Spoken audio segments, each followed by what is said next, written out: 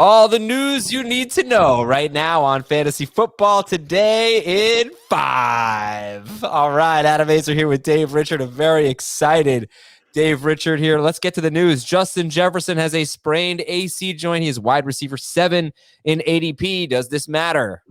I don't think it does, but we need to learn a little bit more about it. If he's going to play all year with a harness over his shoulder, sometimes that happens when you sprain an AC joint. That could be problematic. It could limit his catch radius, for example. So it's just something that we've got to keep an eye on. I'd be a little surprised if we saw him play in the preseason at this point.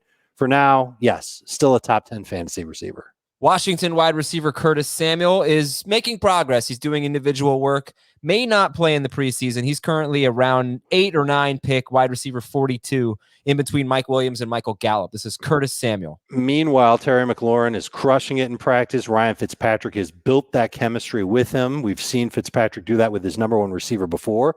And I think Logan Thomas deserves a little more attention. Everybody's ready to write him off because Alex Smith is gone. Those check down passes might be gone.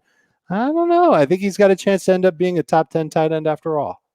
DJ Chark had finger surgery, so this is a wide receiver battle and an offense we're keeping a close eye on. He should be ready for the opener. He's still the first Jaguars receiver being drafted in round 7. DJ Chark. Should he now no longer be the first wide receiver, Jaguars wide receiver drafted? I think you can make the case for Laviska now, and Laviska should be the short area target in Jacksonville. Maybe gets a couple of intermediate targets along the way as well.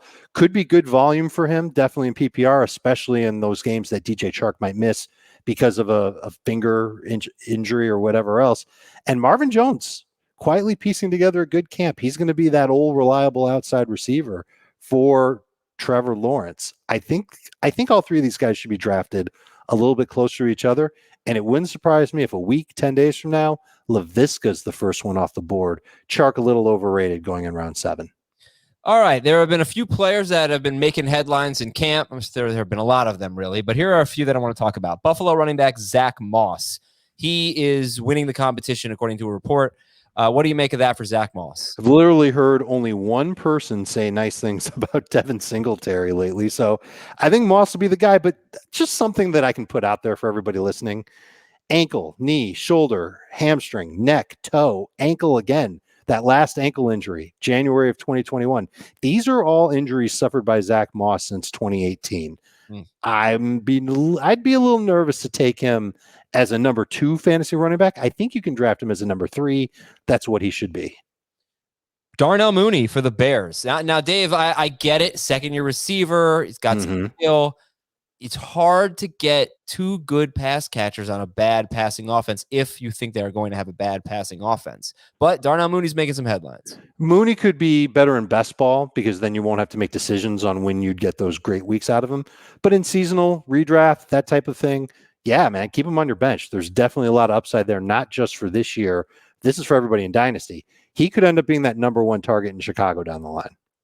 All right, and finally, Bryan Edwards for the Las Vegas Raiders. Now, this might be more of a John Brown headline, but Bryan Edwards has been running ahead of John Brown on the first team. This, to me, is also kind of a Henry Ruggs headline, making me more interested in Henry Ruggs. What is your take, pardon me, on the Raiders wide receivers? I get it. I think Ruggs offers some pretty good upside because of his speed. And if Bryan Edwards is going to play ahead of John Brown, then we're talking about a physical outside receiver. He's like a poor man's Kenny Golladay. He's not quite as fast as Kenny, but big size. And I think Derek Carr. What the hell am I saying? I think he'd be pretty good with Bryan Edwards out there. Both of these guys are going to be taken after round 8. Like at least 2 Jaguars receivers will go, if not all 3, before a Raiders receiver will go. But I like Ruggs for upside, especially in non-PPR. Edwards, late round pick, one of your last 3 picks. You could spend it on him if you're looking for receiver depth. And that is going to do it for Fantasy Football Today in 5. Check out our full-length episode for a lot more NFL news that you need to know. Our thoughts on the Hall of Fame game, some Twitter polls, and good stuff on Monday's episode. We'll talk to you tomorrow with the running back preview on Fantasy Football Today in 5.